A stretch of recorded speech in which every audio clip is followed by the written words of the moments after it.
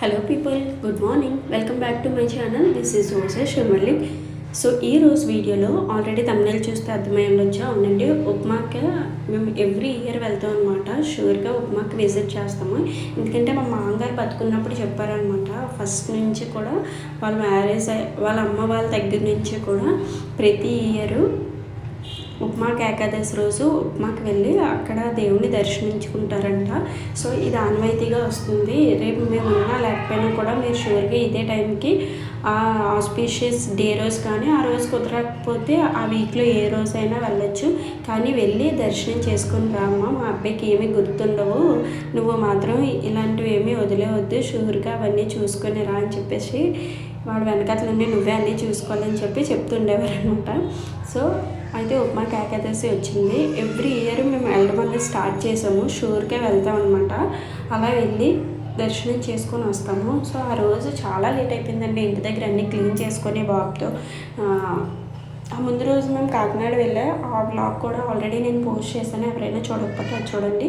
So ఆ రోజు night మేము కాకినాడ నుంచి వచ్చి ఆ నెక్స్ట్ డే మార్నింగ్ లేచి రెడీ అయ్యి అంతా ప్రిపేర్ చేసుకొని క్లీన్ చేసుకొని స్టార్ట్ అయ్యేసరికి నియర్లీ 10 అలా అయిపోయింది. సో చాలా చాలా ఎండలు ఎక్కువ ఉంటున్నాయి కదా. ఇంత ఎండలో కూడా మేము బైక్ మీదే ట్రావెల్ చేసి వెళ్తుండే. అయితే అక్కడికి వెళ్ళిన తర్వాత దర్శనం అనేది చాలా ఈజీ అయిపోయింది. ఎందుకంటే 11 వరకు చాలా రష్గా ఉందంట. ఆ తర్వాత మధ్యాహ్నం టెంపుల్కి వెళ్ళాలన్నా లేదా దేవుడిని దర్శించుకోవాలన్నా సరే కొందరు సెంటిమెంట్ ఫీల్ అవుతారు కదా, మేబీ దానివల్ల అనుకుంటాను. బట్ మేము ఇదే టైంకి వెళ్ళాలి అలాంటివి ఏమీ ఉండదన్నమాట. మా వైఫ్ అండ్ హస్బెండ్ ఇద్దరం కూడా సేమ్ మైండ్ సెట్తో ఉంటాము. మా బాబుని చూసుకుంటూ, అలాగే మా వారిది బిజినెస్ కదా, షాప్ ఓపెన్ చేసి మా కుర్రాలు వచ్చిన తర్వాత వాళ్ళకి అన్నీ చెప్పేసి అప్పుడు మేము స్టార్ట్ అయ్యాము. అందుకే లేట్ అయింది. సో ఎప్పుడు కూడా మేము ఏది వదిలేమండి. ఏ ఆస్పీషియస్ డే మా లైఫ్లో ఉన్నా కూడా, బర్త్డేస్ అవనివ్వండి, మ్యారేజ్ డేస్ అయినా ప్రతిసారి మేము ఎక్కువ పూజలు చేసుకుంటాము. అన్నవరం అని, సింహాచలం, ఇలా ఉప్మాకి వెంకన్న అలా టెంపుల్స్ విజిట్ చేస్తూనే ఉంటాము. కానీ ఏంటంటే అస్సలు జరగకపోయినా ఖచ్చితంగా అన్నట్టుగా ఎప్పుడు ఉన్నాము. ఎప్పుడైతే అప్పుడనమాట. ఎప్పుడు కూడా మనసులో అయితే ఉంటుంది దేవుడి మీద. సో పొర్లి దండాలు పెట్టడం, అదే పనిగా ఉండడం అలాంటివి అయితే చెయ్యము. ఏదేమైనా సరే నేను నా వ్లాగ్స్ ఫాలో అయ్యే వాళ్ళకి తెలుస్తుంది. నా వరకు బై హార్ట్ మనం ప్రేయర్ చేసుకోవాలంటే, అది క్రిస్టియన్ అయినా, ముస్లిం అయినా, హిందూ అయినా ఇలాగే చేయాలి అన్న నియమాలు అయితే ఏమీ లేవు. స్వచ్ఛమైన మనసుతో మనం మంచి కోరుకుంటే అంతా మంచి జరుగుతుంది. నేను ఎప్పుడూ ఒకటే అనుకుంటాను, అందరూ బాగుండాలి, అందులో మేము ఉండాలి. నేను చూశారు కదండి, టెంపుల్ అయితే చాలా చాలా అందంగా ఉంది. చూసి కొద్దీ చూడాలి అనిపించేది అనమాట. అండ్ ఆ రోజు నేను వేసుకున్న శారీ అయితే ఆల్మోస్ట్ ఇప్పటికి నేను చాలా రీల్స్ ఆర్ షార్ట్స్ పోస్ట్ చేసి ఉండొచ్చు. శారీ చాలా చాలా సింపుల్గా ఉంది. ఈ లోకల్ స్టోర్స్లోనే తీసుకున్నాను.